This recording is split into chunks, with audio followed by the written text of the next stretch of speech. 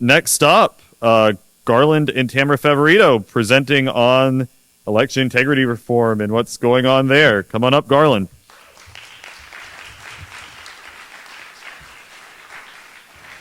Thank you. All right, I need a little bit more.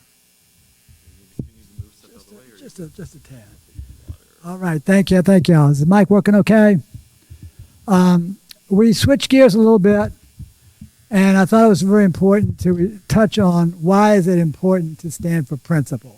Because we want to thank y'all because the GRA stands for principle. This is what it's all about, and quite frankly, there's not enough people who are standing for principle. So I wanted to use 5 quick examples on using Brad Raffensperger as why we need to stand for principle. Okay, there you go. Thank you, Jenny. And then Tamara's going to come up and give us a little bit of good news. So this is going to get really nasty and evil. I'm going to try to do this as best I can. We are in a church, but if you're going to see how evil this stuff is, and so if anybody wants to step out of the room for 5 or 10 minutes, I totally understand. Brad Raffensperger, when he first elected, and this is why it's so important that you have this rule. When he was first elected, he retained David Becker and Eric in 2019. And Becker was a DOJ attorney from 1998 to 2005. He led the the lead opposing attorney in Georgia v. Ashcroft, arguing against Georgia before Georgia won in the United States Supreme Court. He was subject to an ethics complaint in while he was at DOJ for offering the city of Boston help to defeat a DOJ lawsuit against him while he was working in the DOJ. Now, this is all public knowledge before Brad Raffensperger retained him. And everything I'm showing you, Brad Raffensperger had foreknowledge before he selected these people to run elections in the state of Georgia. The investigations reveal that he had extreme bias against Republicans back then, and since that time he was funded by George Soros through the Foundation to Promote Open Society. Y'all know about that. And Becker was also at Pew Charitable Trust, which was funded by George Soros. Brad Raffensperger had all this information before he retained David Becker and also got Eric in 2019. Eric, as many of you know, it's a third-party program that is collecting our PII, our personal identifying information, and they're outsourcing it to third parties like Sears, Center for Elections Innovation Research, which was funded by none other than Mark Zuckerberg. And we'll come back to that in just a second. Brad Raffensperger also retained Salesforce and Mark Benioff to outsource our voter registration data into a cloud, which he cannot control. And this, before he got this contract, he also, and Mark Benioff, the CEO of Salesforce, had come out against Senate Bill 202 in social media. Now, understand Salesforce and Mark Benioff are California companies that got no business of what's going on here in Georgia in terms of election integrity, but they issued these posts prior to Brad Raffensperger actually retaining them. And they said that SB 202 unnecessarily limits provisional balloting, limits trustworthy, safe, and equal access to voting. All of that was a lie. And yet Brad Raffensperger decides to retain Salesforce and Mark Benioff despite the lies that they were telling about the state of Georgia. Strike number 2. He also allowed Georgia to take $45 million in Zuckerbucks that flowed in from Mark Zuckerberg's organization. You might remember Mark Zuckerberg spent $330 million to establish the CTCL, Center for Technology Civic Life, which employed David Plouffe who was the former Obama campaign manager. David Plouffe wrote the book, A Citizen's Guide to Beating Donald Trump. And so knowing this, he still decides to allow $45 million of Zuckerbucks to come in for the 2020 election. And these were spent mostly on partisan get-out-the-vote efforts. 94% of the money went to counties won by Joe Biden. Installation of unsecured drop boxes. We finally banned the outdoor drop boxes, got them taken care of. And then they also offered technical resources to gain control of the electronic voting systems, and that's what they did in Fulton County. It was a group called Elections Group, which was funded by CTCL, had control of the voting systems in Fulton County. We know that from emails from Richard Barron, the director, to Ryan Macias of the Elections Group. He also hired Voting Works, and this is where it gets ugly. I'm going to try to not, we are in a church, so I'm trying to let you understand this is a spiritual war. This way, so he hired Voting Works. Voting Works is headed by the executive director Ben Adida. Ben Adida has all kinds of nasty social posts before he hired him, before Brad Raffensperger hired him. He's talking about the GOP is rotten. The whole party is rotten to its core. Donald Trump is the ultimate xenophobe. F Donald Trump and all his enablers. That is what Brad Raffensperger thought is a kind of a guy who should be running Georgia elections, specifically the audit.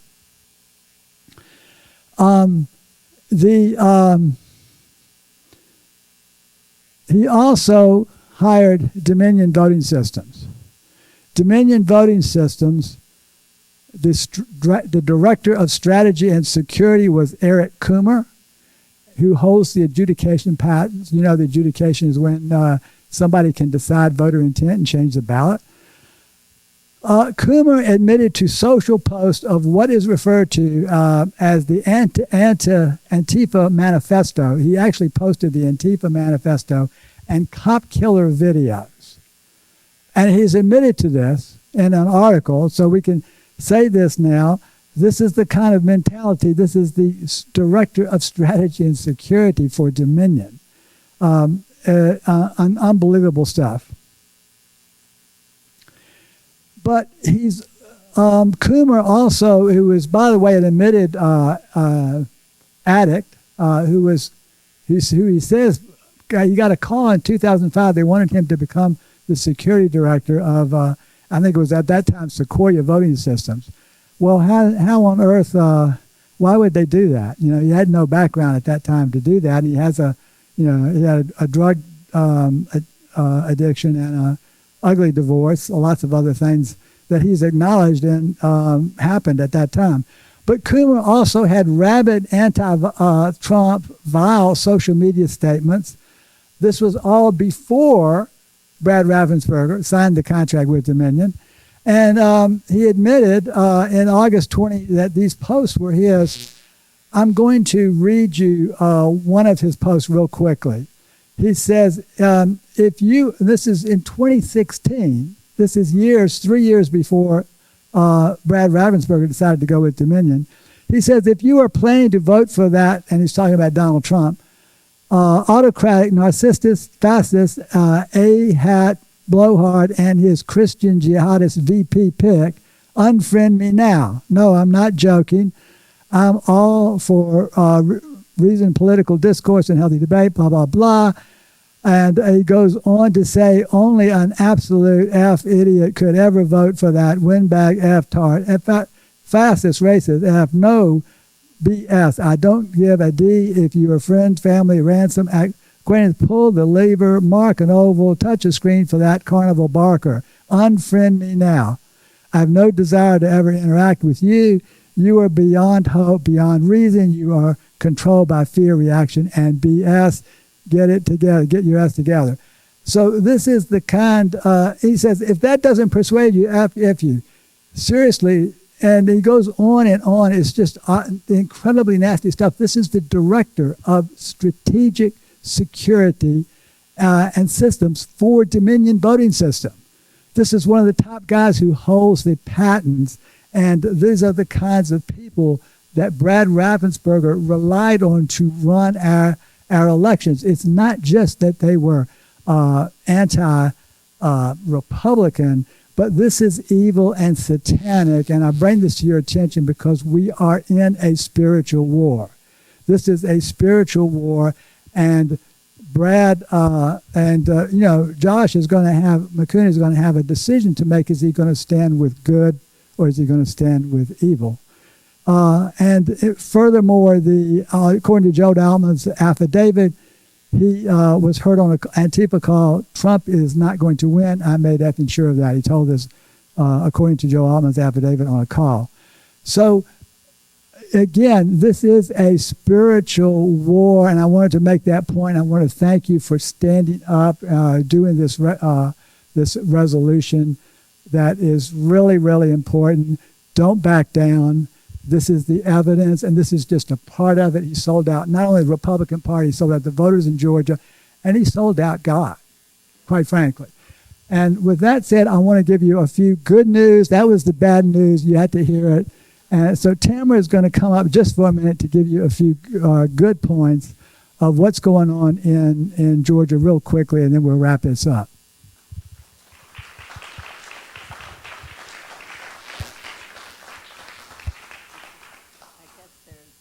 I'm not sure if the mic is on. Okay. Yeah. So I think you now have no doubt that the resolution that was passed was righteous. Right? So, but we do feel like this year the momentum has shifted in our favor.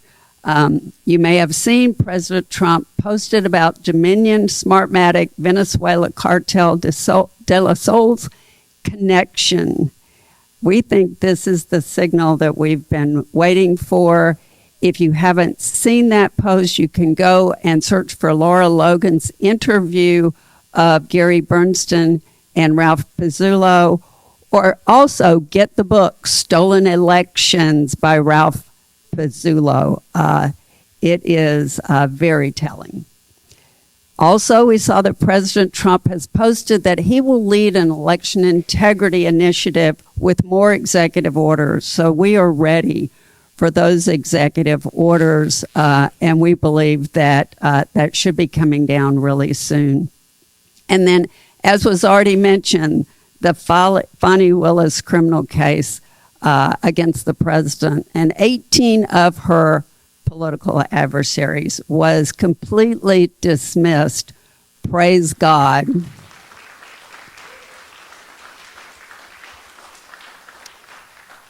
So just three things that VoterGA did this year. First, and this is very recently, VoterGA and DeKalb GOP filed a petition with the U.S. Election Assistance Commission to vacate the Dominion Democracy Suite 5.5A certification. That is the version we use, and it is because of evidence that came forward in the DeKalb GOP versus Raffensperger case last year that it never should have been certified in the first place. It does not even meet 2005 guidelines for voting systems. And those 2005 guidelines are based on 1984, 1985, and 1994 requirements. Imagine that. And that was expert witness testimony, unrefuted Right. expert witness testimony. This is not anybody's opinion. Yes. So we'll see where that goes. If they were not to do this, we will take it into federal court. So be watching for that. The other thing, we really did engage with the civil and the criminal divisions of the DOJ to get them to intervene in the Fulton County counterfeit ballot case, which is now 5 years old. You might recall that on July 30th or 31st, the State Election Board passed a resolution asking the DOJ for help. The next day, VoterGA sent them a 25-point document with all the evidence of what went on in Fulton County. And then August 25th was the first time that the criminal division, Ed Martin, sent a letter to Judge McBurney. And then, of course, we're all aware that the civil division then sent a letter to Fulton County. So we're expecting to hear more from that. And then also we have just published VoterGA's recommendations to the House Election Study Committee. As you know, they had their 6 meetings over the summer, and they have now reported to, I assume, to Burns. They said they had to report on December 1st. We sent them recommendations of what we think needs to be done for election bills this next year. And that is on our VoterGA.org studies tab. You can go see our recommendations now. Yeah, and we'll go through some of these quickly, and you'll see as Nathaniel talked about the Georgia Freedom Caucus, their election integrity bills that they're going to get proposed are really complementary to ours. So it could be a very strong session. Thanks. So just real quickly, we're going to give you our top 10 and let us know if you think these are good. First of all, we like Colton Moore's Senate Bill 303 for hand-marked paper ballots with publicly recorded hand counts. We like Martin Montahan's bill, House Bill 2415, to remove ERIC to protect our PII from being outsourced to partisan third parties.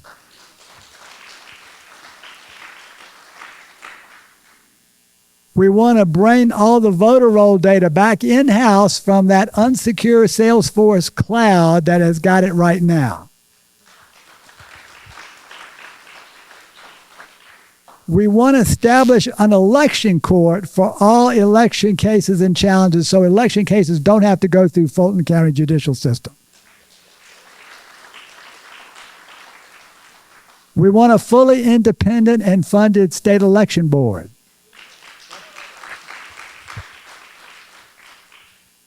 We want fraud prevention techniques such as ballot IDs, public eligible voter lists, and numbered lists of voters. That was for you, Jason and Lucia. Voter roll data cleanup, DDS opt-in, registered. We want penalties if counties refuse to clean their voter rolls. We want no excuse, free public access to all ballots and election records. Now, here's an interesting one. You heard Donald Trump say that he wants to remove mail-in voting. So we want to replace this fraud-prone mail-in voting with a designated ballot deliverer. So instead of putting your ballot in the mail, you just assign a deliverer who then gives an ID when they take the ballot to the election office or polling location. So every ballot comes in, you know, it had an ID, but it's not trackable to a voter. It's just an ID on the envelope. And then finally, all ballots have to be received by Election Day for compliance and fraud prevention. We're not going to take ballots. Okay. That sure did feel a lot better than me doing the other stuff. Okay. So just 1 minute on VoterGA. We are a 501c3. All donations are tax deductible.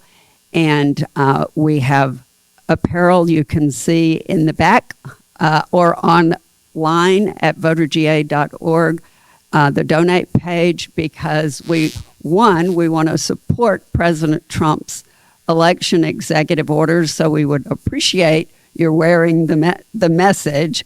And they're really gifts for thanking you for donating for the things that we do. We have 5 active lawsuits. That's really where most of our funds go to. Litigation is very expensive, as you're aware. We want to be able to continue doing education so that voters, legislators, poll watchers know what the issues are. And we also give free expert witness testimony. That would be Garland. He testifies in cases like John Eastman's bar trial, Jeffrey Clark, because lawfare is not going away. So you can come visit us at the table in the back. And since we are running a little behind on schedule, we'll take questions back there during lunch. How about that? All right. Thank you.